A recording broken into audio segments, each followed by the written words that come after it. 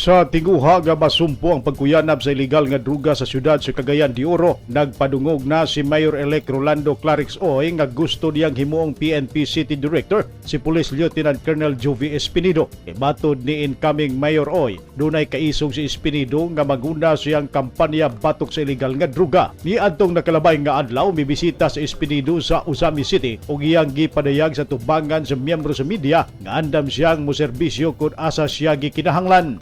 Batod ni Espinido, bisan asa siya ibutang nga dapit igulang siya nga mutuman sa kamanduan gikan sa PNP National Headquarters.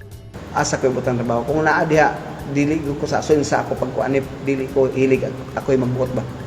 Kaya ang order sa ramang yun. Papilion ko hinsa man ko di ko mapili kay puros man nindot tanan. Puros nindot tanan. Ang ako lang kung ang labaw na to asa siya nakita nga adto ko ang ibutang. So akong gituuhan na nga God's will.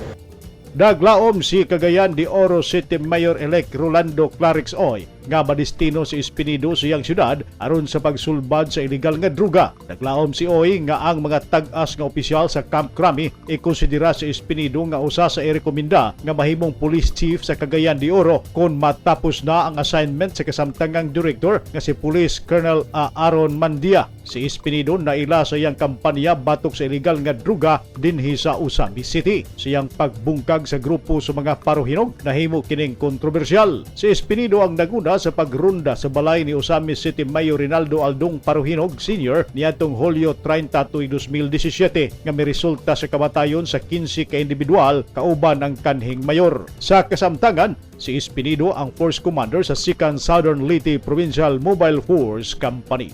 Neptali Batolino, Newsline, Philippines Province of Misamis Occidental. Stay safe.